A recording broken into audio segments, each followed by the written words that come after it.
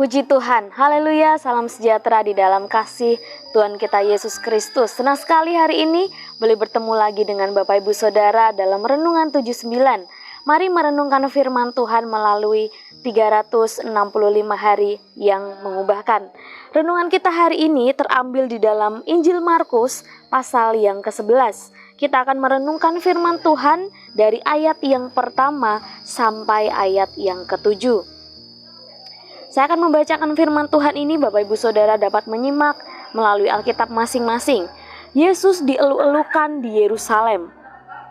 Ketika Yesus dan murid-muridnya telah dekat Yerusalem, dekat Betfage dan Betania yang terletak di Bukit Zaitun, Yesus menyuruh 2 orang muridnya dengan pesan, "Pergilah ke kampung yang di depanmu itu.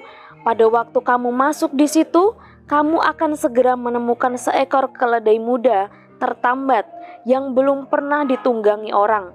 Lepaskanlah keledai itu dan bawalah kemari.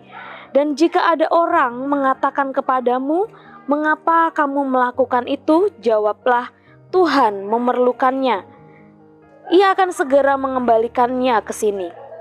Mereka pun pergi dan menemukan seekor keledai muda tertambat di depan pintu di luar, di pinggir jalan, lalu melepaskannya. Dan beberapa orang yang ada di situ berkata kepada mereka, 'Apa maksudnya kamu melepaskan keledai itu?' Lalu mereka menjawab seperti yang sudah dikatakan Yesus. Maka orang-orang itu membiarkan mereka.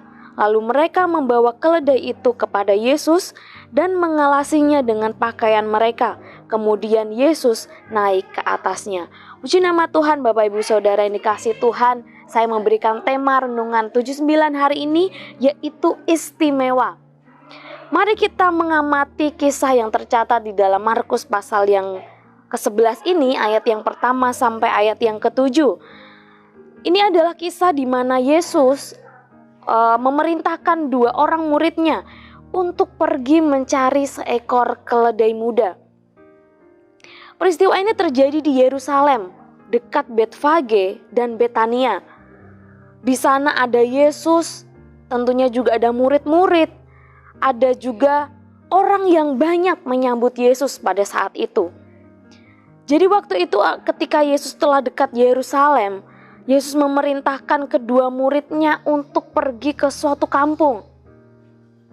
Yesus katakan kepada mereka bahwa ketika mereka masuk nanti ke kampung itu, mereka akan menemukan seekor keledai muda yang tertambat. Yesus mengatakan, memerintahkan kepada kedua muridnya itu supaya membawa keledai muda itu kepada Yesus.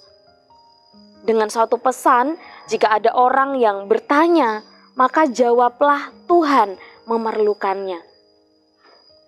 Kemudian kedua murid itu pergi dan melakukan tepat seperti yang diperintahkan oleh Yesus. Dia pergi ke suatu kampung, kemudian mereka menemukan seekor keledai muda seperti yang dikatakan Yesus.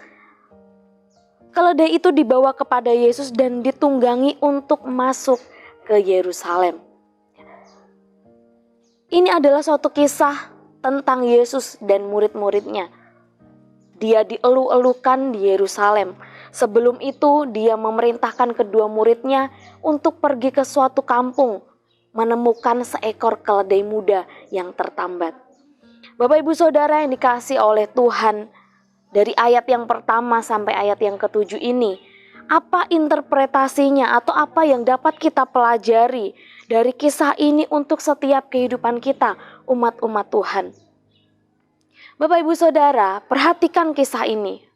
Yesus menunggangi seekor keledai muda untuk masuk ke Yerusalem. Orang banyak mengeluh-ngeluhkan dia. Orang banyak memuji-muji Yesus. dengan menunggangi seekor keledai muda. Keledai itu dikenal sebagai binatang yang lemah, yang lambat, yang bodoh. Tetapi kita lihat, Yesus mau memilih dan memakainya sebagai alat. Yesus pilih binatang yang mungkin di mata orang adalah binatang yang lemah, yang lambat, yang bodoh. Mungkin kalau dibandingkan dengan binatang-binatang lain, ada yang lebih baik. Tetapi Yesus mau pilih keledai ini dan memakainya memasuki Yerusalem. Orang banyak mengeluh-elukan dia, memuliakan Yesus, menunggangi seekor keledai muda. Bapak, Ibu, Saudara yang dikasihi oleh Tuhan, dari peristiwa ini kita belajar, jangan merasa tidak mampu. Jangan kita merasa bodoh, merasa diri kita ini tidak bisa apa-apa, merasa minder, atau merasa tidak pantas untuk Tuhan pakai.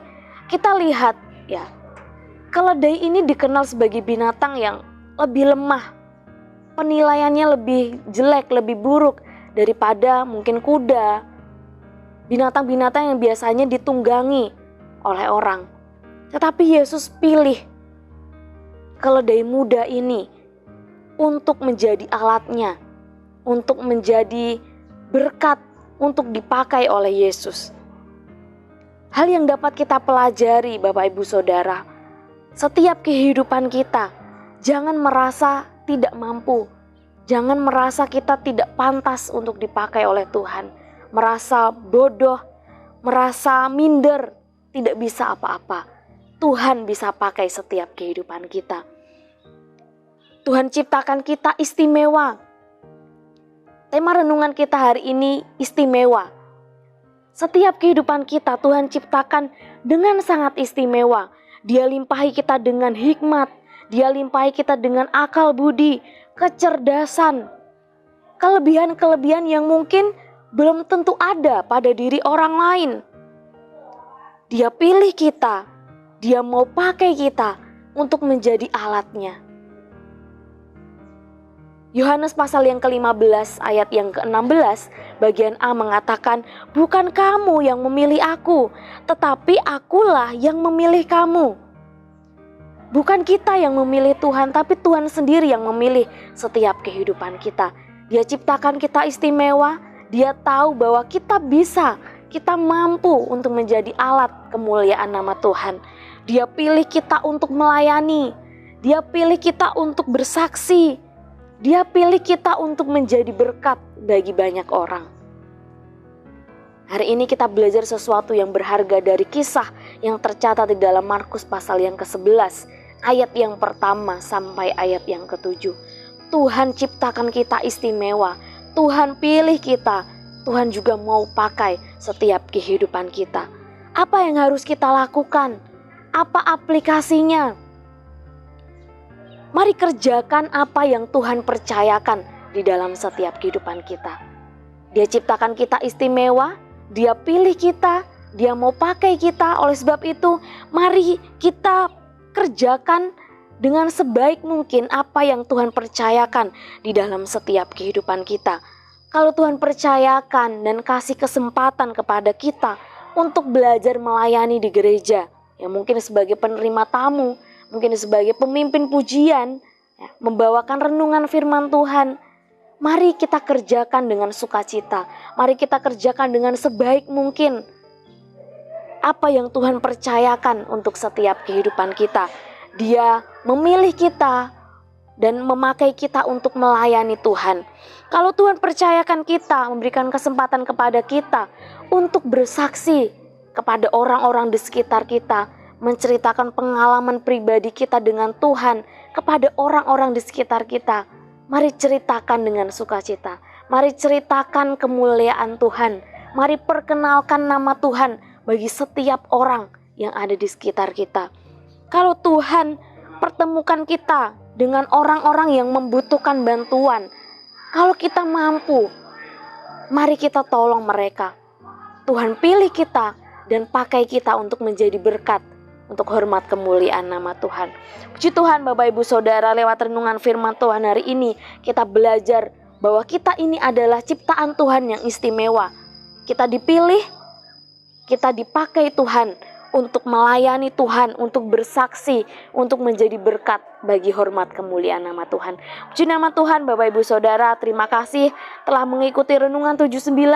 Kiranya firman Tuhan yang kita dengar hari ini boleh menjadi berkat bagi setiap kehidupan kita. Bagi Bapak Ibu Saudara yang rindu didoakan atau menceritakan kesaksian, dapat melalui chat WhatsApp di 0813 2742 0088. Mari tundukkan kepala, kita sama-sama berdoa. Terima kasih Tuhan, kami mengucap syukur untuk kebenaran firman-Mu hari ini.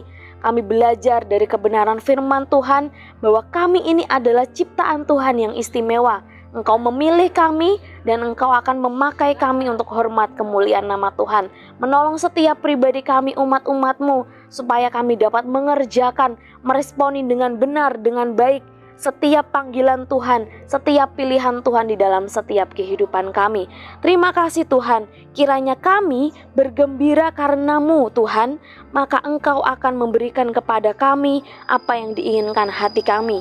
Kiranya kami menyerahkan hidup kami kepada-Mu Tuhan, dan percaya kepada-Mu, dan Engkau akan bertindak. Terima kasih Tuhan, kami mengucap syukur di dalam nama Tuhan Yesus Kristus. Haleluya. Amin.